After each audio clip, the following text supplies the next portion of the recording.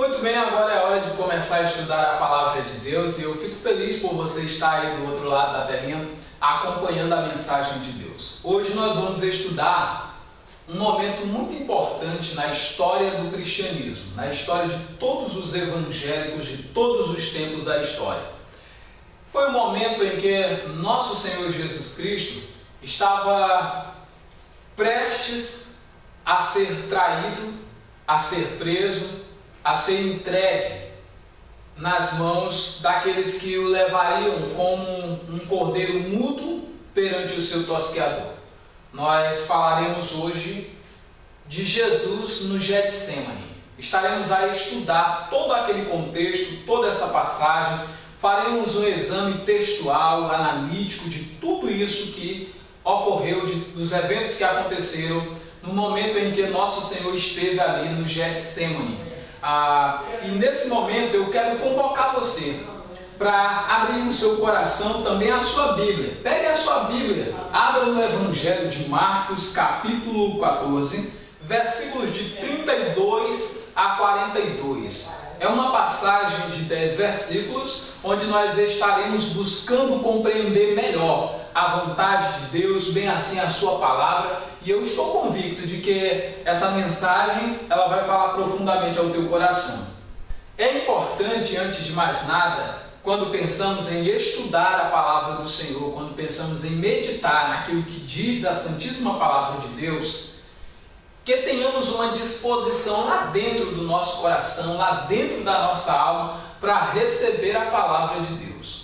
Está escrito na palavra de Deus, lá em Tiago, capítulo 1, na altura do versículo 21, por ali, está escrito que é necessário que nós abandonemos toda a superfluidade de malícia, maldade, para acolhermos com mansidão e temor a palavra que no nosso coração foi implantada. Essa palavra que nós estamos estudando, ou que vamos estudar nesta passagem, é uma palavra poderosa para salvar as nossas almas. Como foi dito, o Evangelho é o poder de Deus para a salvação de todo aquele que crê. Primeiro do judeu, depois do grego, enfim, para todo aquele que crê. Vamos começar a ler a palavra de Deus? Marcos capítulo 14, versículo 32 está escrito: Então foram a um lugar chamado Getsemane. Ali chegados, disse Jesus a seus discípulos: Assentai-vos aqui enquanto eu vou orar. E levando consigo a Pedro, Tiago e João, começou a sentir-se tomado de pavor e de angústia. E lhes disse: A minha alma está profundamente triste até a morte. Ficai aqui e vigiai. Adiantando-se um pouco, prostrou-se em terra e orava para que, se possível, lhes fosse poupada aquela hora. E dizia: Abba, Pai, tudo te é possível. Passa de mim este cálice, contudo não seja o que eu quero, e sim o que tu queres. Vamos meditar nesses primeiros versículos que acabamos de ler, que corresponde à metade da passagem que temos para estudar. Nosso Senhor está lá no Getsemane. O Getsemane foi o local onde as suas lágrimas desceram. Foi o local conhecido porque lá Jesus derramou água e sangue que transpirava dos poros da sua pele, dada a aflição daquele momento.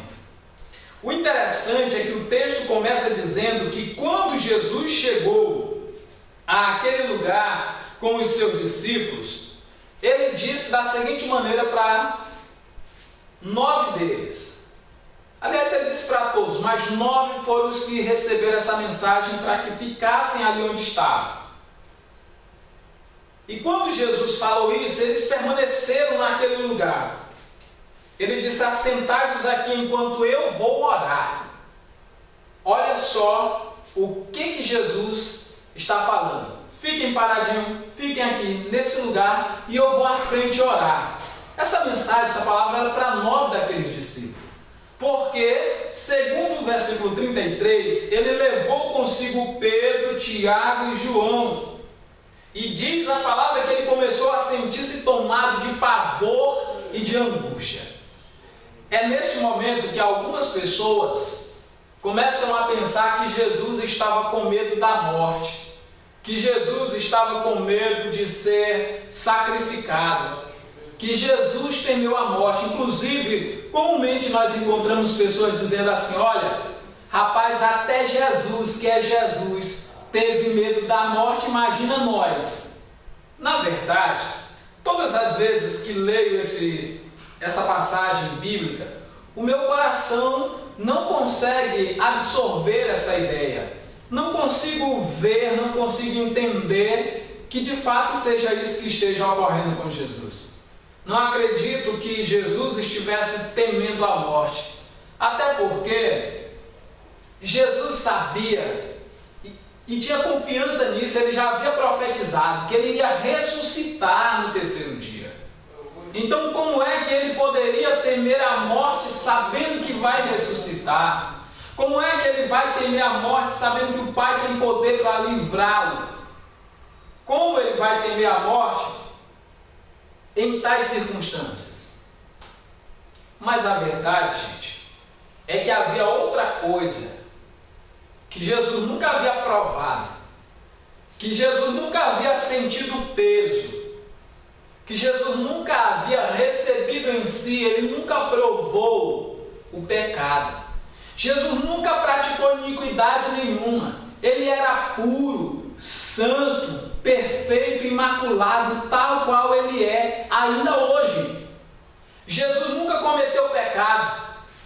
E isso faz de Jesus uma pessoa diferente. Isso faz de Jesus alguém extraordinário. Sabe por quê? Porque ele viveu nas mesmas condições que nós. Passou pelas mesmas tentações. A palavra diz que ele foi tentado em todas as coisas, contudo, sem pecar. Ele nunca pecou, mas foi tentado na nossa semelhança, em todas as coisas, mas continuou fiel à vontade do Pai, continuou sincero no seu relacionamento com o Pai, e nunca se desviou do propósito. Ele era santo, sem defeito, o nosso Senhor e Salvador Jesus Cristo. Então, talvez você com oportunidade me diria assim: Pastor Francisco, então me diga aí, por favor, o porquê que Jesus estava daquela forma. Veja que olhando para esse texto, pastor, quase todo mundo compreende isso desta forma, que Jesus estava temendo a morte. A grande realidade, gente, o que ofende o sagrado não é as tragédias, ou não são as tragédias físicas, materiais, as coisas humanas, pois isso não tem nenhuma penetração para além daqui. Mas aquilo que Jesus nunca havia provado, e aquilo que causava pavor, é porque lá na cruz ele receberia o meu pecado, ele receberia o seu pecado, ele receberia a transferência de tudo isso. E agora, como homem, ele sentiria em alguns instantes o que muitos passam a vida sentindo: a ausência de Deus. Ele passaria naquele momento, como ser humano, a ver a forma como o Deus Santo, fiel e verdadeiro, o único Deus que servimos, ele iria perceber naquele momento, estando como homem, ele iria perceber o que era ficar distante, separado. E lá na cruz foi isso que nosso Senhor Jesus clamou: Eloi, Eloi, lama sabachthani, que quer dizer: Deus meu, por que me desamparaste? E isso que ele nunca havia provado, que era a separação, ele agora provaria como homem, tá? Como homem. E isso sim ofende o sagrado. E isso sim é doloroso para alguém tão puro, tão santo. É como quando você é convidado para ir a algum lugar. Suponhamos que você foi convidado para ir a um local muito importante. Muitas pessoas que você conhece, muitos outros desconhecidos, estão ali naquele local. E você foi convidado para lá. Quando você chega na porta, uma pessoa que te conhece há muito tempo, seu melhor amigo de infância, chega para você e diz assim: o que você está fazendo aqui? Não, eu fui convidado para essa festa. Para essa festa você foi convidado? Não, você não foi convidado não. Você deve estar enganado. Você pode procurar a festa que você foi convidado, porque para essa que você não foi. E você não vai entrar aqui. Imagine que lá na portaria estejam todas as pessoas que você conhece. Seus melhores amigos, sua esposa, sua namorada, seus filhos, não sei. Estejam aí as pessoas que você mais estima e mais considera. Todas elas têm acesso àquele lugar e você foi impedido ali na porta. Certamente o que mais vai doer em você não é a questão do participar de uma festa, porque uma festa, você indo ou deixando de ir, não mata ninguém. Mas a rejeição é o que vai doer muito mais. É aquilo ali que vai martelar a sua mente, a sua consciência, e você vai ficar afligido. Não é porque você não entrou num local, num espaço, não é por isso. Não é porque você simplesmente deixou de participar de uma festa. É porque você foi humilhado. É porque você foi cuspido. É porque você foi ultrajado. É porque você foi negado. Negado por pessoas que você tinha a maior admiração dessa vida. Assim, o Filho que viveu em perfeita harmonia, Jesus que assumiu a forma total de servo, ele esvaziou-se da sua divindade, do seu poder, da sua glória, deixou lá no céu e veio para cá como homem. Tudo que Jesus obteve enquanto ele estava nessa vida aqui, num corpo físico, ele obteve como qualquer cidadão pode obter. Ele conseguia andar sobre as águas? Pela mesma razão que Moisés abriu as águas, pela mesma razão que Elias abriu as águas e tantos outros. Ele andou sobre as águas como Eliseu conseguiu fazer o machado flutuar. Ele ressuscitou morto como Elias ressuscitou, como Eliseu ressuscitou, como aconteceu quando o pessoal jogaram lá os ossos de Eliseu dentro da sepultura e depois sepultaram outro moço que tocou nos ossos, o homem levantou. Por que isso aconteceu? Porque Deus concedeu isso para Eliseu. Quando Jesus morreu, muitos corpos de santos ressuscitaram. Quando Eliseu estava morto, ressuscitaram também os mortos. Ou um dos mortos ressuscitou ali. Então você percebe, Jesus curava as pessoas de enfermidades extraordinárias, enfermidades que nunca antes havia tido solução ou cura. Mas isso também aconteceu. Naamã foi curado de lepra, Jesus curou o leproso. Gente foi ressuscitada no Novo Testamento, no Antigo Testamento também foi. Gente foi curada, também foram curada. E coisas extraordinárias aconteciam. A única coisa que aconteceu no Novo Testamento que não é relatado no Antigo Testamento são as expulsão dos espíritos malignos, dos demônios, os exorcismos que Jesus fez. Às vezes que ele expulsou os demônios. Aquilo não teve ninguém fazendo lá no Antigo Testamento, e se teve, não entrou no relato das Escrituras. Mas Jesus predizeu o que ia acontecer, os profetas também predisseram. Porque ele disse que o Pai não ia fazer coisa alguma ali sem antes comunicar ao Filho. Por que Jesus sabia das coisas que poderiam acontecer e ele bem sabia o que se passava no coração dos homens? Porque Deus lhe deu essa capacidade de, enquanto estava aqui na terra, discernir isso. Porque ele veio para cá vazio. Há aqueles que ensinam que quando nosso Senhor Jesus Cristo estava aqui na terra, ele era 100% homem e 100% Deus. Na verdade, Jesus era homem 100%, Deus 100%, ele não tinha nem como ser. Por que ele não tinha, pastor, como ser? Porque primeiro, para ser 100% Deus, ele tinha que estar presente em todos os lugares ao mesmo tempo. E ele não estava. Ele estava em um local por vez. Jesus, para ser Deus Todo-Poderoso, e está 100%, aqui enquanto ele se fez carne, ele tinha também que ser todo poderoso, inclusive para não morrer. E a verdadeira prova de que ele veio como um homem, veio em carne, é essa.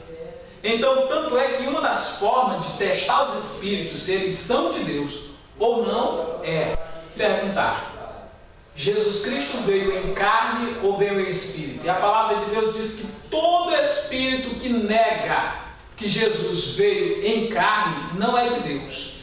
Então, meu amigo, você que está examinando a palavra de Deus comigo, é importante você entender isso. Então, Jesus estava aqui na terra como ser humano, como pessoa física. Quando o texto diz que ele esvaziou-se a si mesmo e assumiu a forma de servo, Jesus veio para a terra em forma de servo. Ele não veio em forma de Deus, ele não veio como Deus Todo-Poderoso. Por isso é que ele precisava orar para o morto ressuscitar. É por isso que ele precisava estar em constante oração, falando com o Pai, se conectando com essa divindade que ele havia deixado no céu.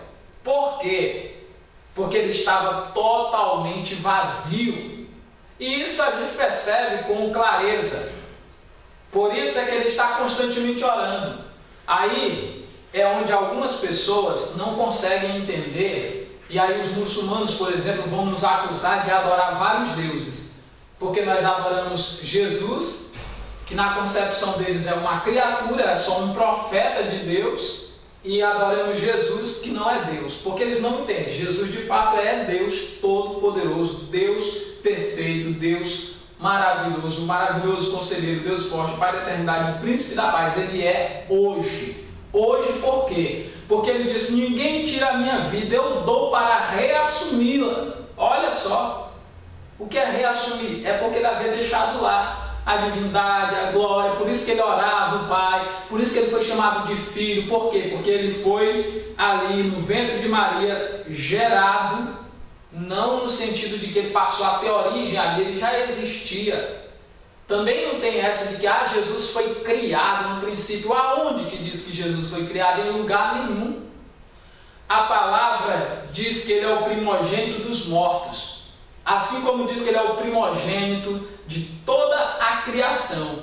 Aí alguém vai dizer assim: olha, está vendo? Se ele é o primogênito, significa que ele é o primeiro. Mas quando diz que ele é o primeiro, o primogênito dos mortos, não significa dizer então Jesus morreu primeiro do que Adão? Jesus morreu primeiro do que qualquer um dos outros que vieram a provar a morte? É claro que não. Mas diz que ele é o primogênito dos mortos porque ele morreu, mas ele ressuscitou. E diz que ele é o primogênito porque Jesus morreu, ressuscitou e voltou para o Pai. Assim como um dia nós morreremos, seremos ressuscitados, receberemos um novo corpo e iremos de volta para o Pai. Isso é maravilhoso. Louvado seja o nome do Senhor Jesus. Para a glória dele é que isso acontecerá. Ele é o primogênito. Quando a palavra fala de Jesus como primogênito de toda a criação, a palavra de Deus vai estar apontando que na semelhança como Jesus foi gerado, feito carne, ali ele se fez carne no ventre de Maria. Ele foi desenvolvido ali de semelhante modo. Nós também tivemos a nossa origem. Em Cristo nós estávamos tendo a ideia de como foi a origem primária de todos os seres criados. Sem a participação do homem, lá estava ele sendo colocado no ventre da mulher. O que estava acontecendo no ato do nascimento de Jesus era o ato inverso da criação lá do Éden. No Éden primeiro foi criado o homem, depois nasceu a mulher. Na divisa do Novo Testamento, primeiro foi feito Maria e depois Cristo se fez carne no ventre de Maria. Primeiro o homem, a mulher proveio do homem e depois o homem proveio da mulher. Veja que coisa maravilhosa que nós aprendemos na palavra de Deus. Então nós poderíamos continuar falando uma série de muitas outras coisas, mas é preciso avançarmos porque o tempo não espera por nós. Então vamos avançando aqui. O versículo 34 diz: a minha alma está profundamente triste até a morte, ficai aqui e vigiai. E adiantando-se um pouco, prostrou-se em terra, orava, para que se possível fosse poupada aquela hora. Qual era a hora? A hora de receber os pecados da humanidade sobre si. E ele dizia: Abba, Pai, meu paizinho, tudo te é possível, passa de mim este cálice, contudo, não seja o que eu quero, e sim o que tu queres.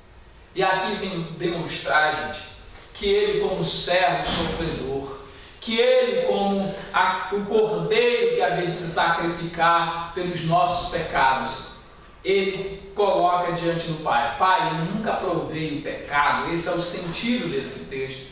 Então passa de mim esse cálice de receber a culpa, a transgressão da humanidade, sem que eu veja, porque tudo te é possível, mas seja feita a tua vontade. E naquele momento, a Bíblia Sagrada diz que ele buscou ao Pai, e no versículo 37 diz: voltando, achou-os dormindo e disse a Pedro: Simão, por que dormes? Não podes vigiar por uma hora? Avançando diz: vigiai e orai para que não entreis em tentação. O espírito, na verdade, está pronto, mas a carne é fraca. E aí era o que ele estava apontando agora. O seu espírito, a sua alma, o seu interior estava pronto para aquele momento, mas a carne debilitada, recebendo o pecado, o peso do pecado, e então a separação de Deus, aquilo era demais para Jesus. Por isso ele disse que o espírito está pronto ou forte, mas a carne é fraca. Deixa eu convocar você para algo profundo aqui, nesse texto. Diz que ele, retirando-se, de novo orou, repetindo as mesmas palavras. Mas quando voltou, os achou outra vez dormindo, porque os seus olhos estavam pesados e não sabiam o que responder. Sabe quais as lições que nós podemos aprender nesse versículo 38?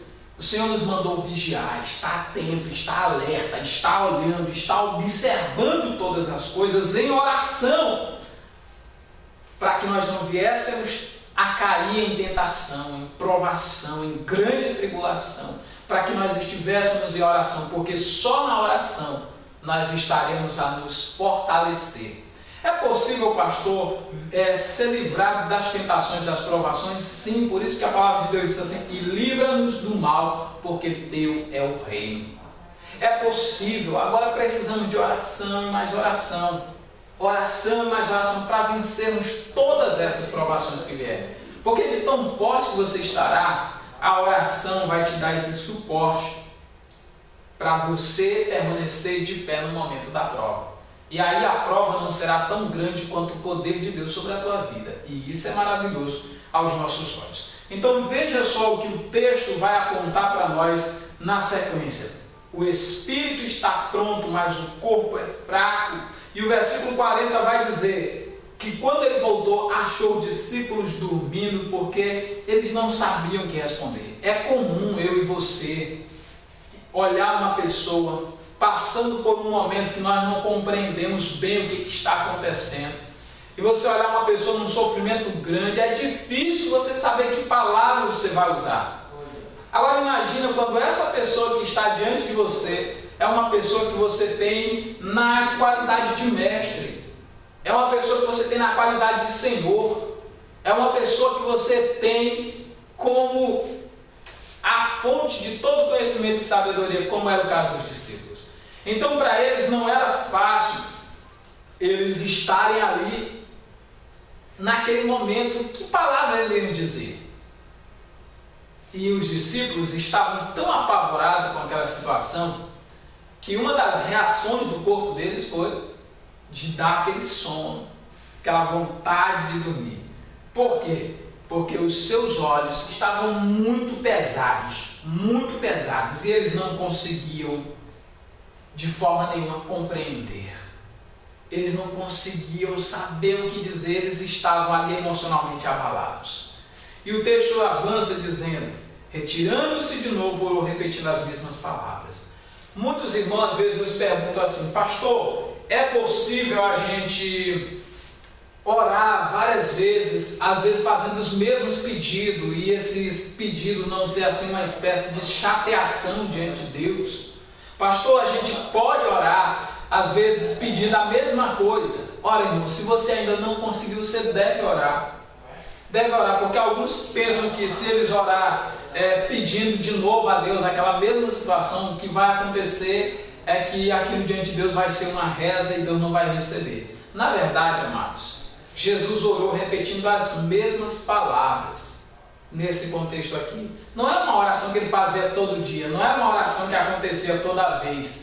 O que acontecia, o que estava acontecendo naquele momento ali, era muito fácil de se entender. Era uma circunstância totalmente diferente de todas as outras que já haviam acontecido. E ela ainda estava por acontecer, e ele estava orando antes de que aquilo acontecesse.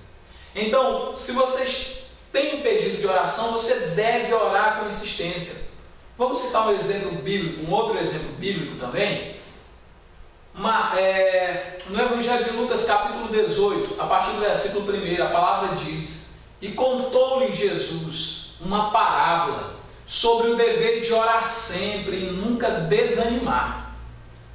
Jesus nos ensinou isso. E nós precisamos estar orando sempre. Não podemos desanimar. Em momento algum nós precisamos continuar firmes. Nós precisamos continuar orando até que aquela bênção que você espera se concretize ou que você receba alguma resposta da parte de Deus.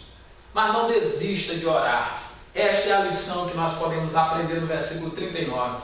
O 40 diz que ele os achou dormindo porque os olhos estavam pesados. 41 vai dizer: veio pela terceira vez e disse: ainda dormis e repousais, basta, chegou a hora, o Filho do Homem está sendo entregue na mão dos pecadores.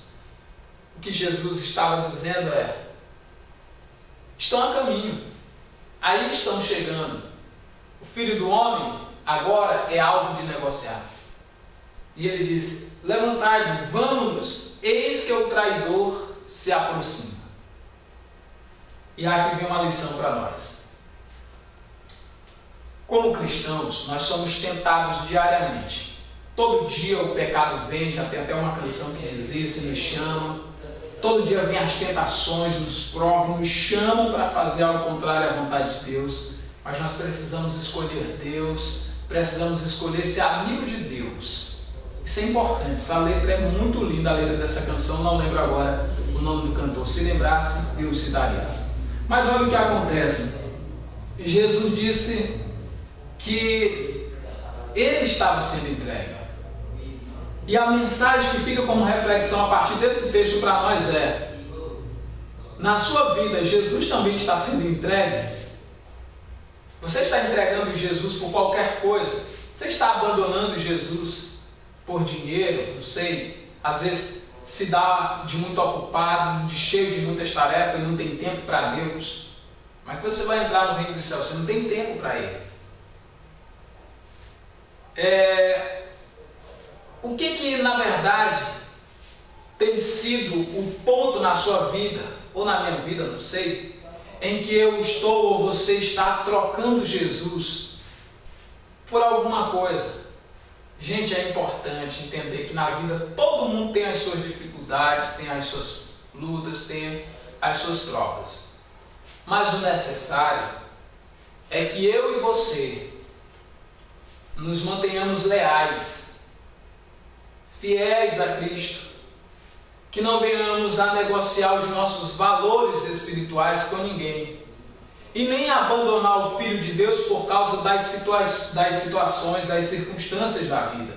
Quantas pessoas têm abandonado, e talvez você seja mais uma dessas pessoas que Deus te colocou aí para você ouvir essa mensagem, que tem abandonado o Filho de Deus, tem deixado de ir à casa de Deus por uma coisa ou outra tão banal, tem deixado de servir ao Senhor por conta do que andam dizendo por aí, trocou Jesus por qualquer coisa. E Jesus disse: olha, o traidor se aproxima, vamos nos levantar daqui.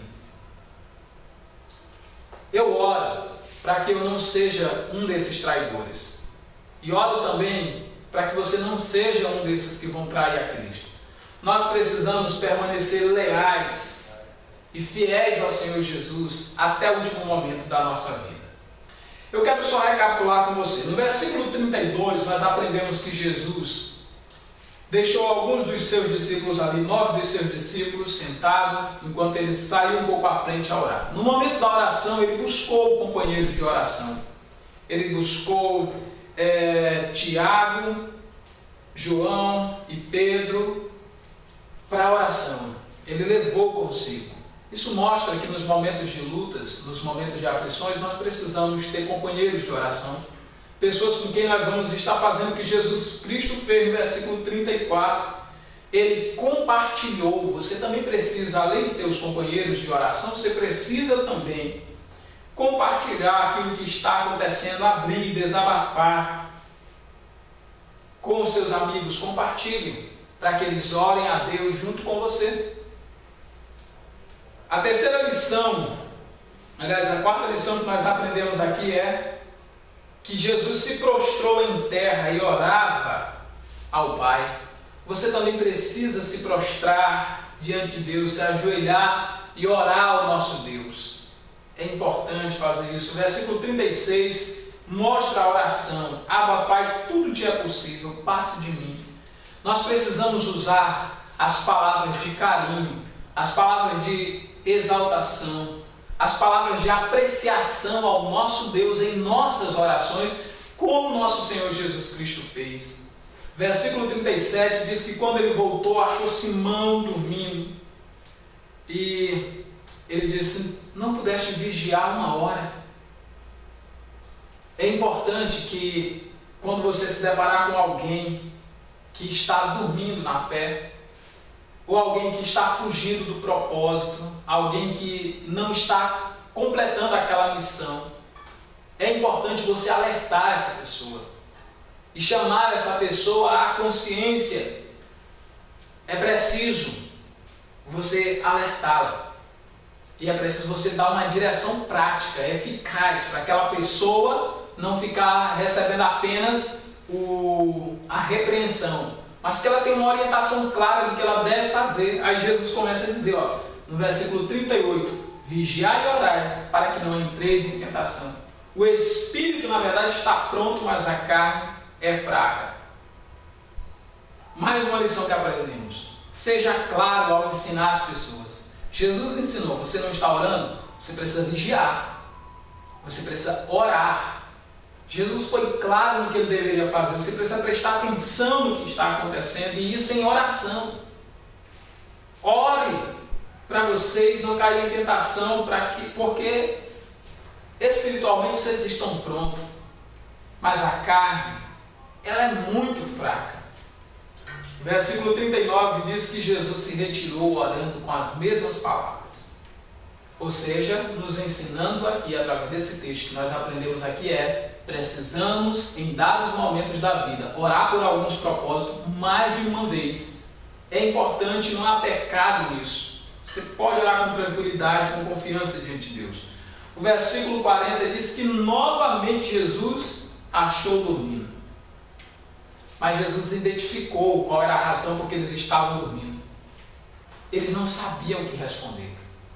Isso mostra que Jesus compreendia a situação daqueles discípulos.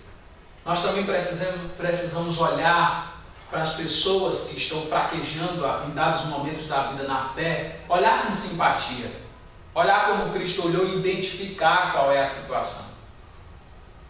Com isso, não significa dizer que vamos nos conformar com os seus erros, porque o versículo diz que ele voltou pela terceira vez e, quando ali chegou, eles ainda dormiam e repousavam. Jesus disse: basta, meu filho, agora é a hora de vocês correr. Eu disse para vocês orar para não entrar em tentação. Agora chegou a hora, o Filho do Homem está sendo entregue na mão dos pecadores. Bora, levantai-vos, vamos daqui. Preste atenção à paciência de Jesus. Preste atenção como Jesus trata os seus discípulos. É importante que a gente tenha esse mesmo sentimento que houve em Cristo Jesus. Ele, embora ele estivesse dormindo, Jesus não deixou eles dormindo para chegar aquele momento de surpresa e ele se ver na ponta da espada. Muito pelo contrário, Jesus acordou eles, alertou do que iria acontecer em poucos instantes e orientou a que se levantassem para sair dali daquele lugar, porque o traidor estava à porta. Jesus estava dizendo isso para deixar todos os seus discípulos a paz do que ia acontecer e que eles não viessem a se envolver com aquela cena de modo a perder as suas vidas. Lembra da oração sacerdotal do Senhor? Ele disse: Pai, nenhum dos que me deste se perdeu, nenhum dos que o Senhor me deu se perdeu, exceto o filho da perdição, que veio a perder-se. É interessante essa palavra. Jesus estava demonstrando ali com muita clareza, só o Judas que veio a perder-se. Não que ele estava determinado para ser traidor, foi feito para ser traidor, não era isso. A maldade no coração de Judas, a fragilidade e a vulnerabilidade por não haver vigiado e orado, o fez com que ele entrasse em tentação, cobiçando mais os prazeres daqui de baixo do que os valores lá de cima. Que Deus aplique essa mensagem no teu coração, à tua vida, em nome de Jesus. Que Deus ajude você a conduzir-se, a andar na sua caminhada terrestre, no temor do Senhor, que é o princípio da sabedoria. Deus abençoe e guarde você e toda a sua família.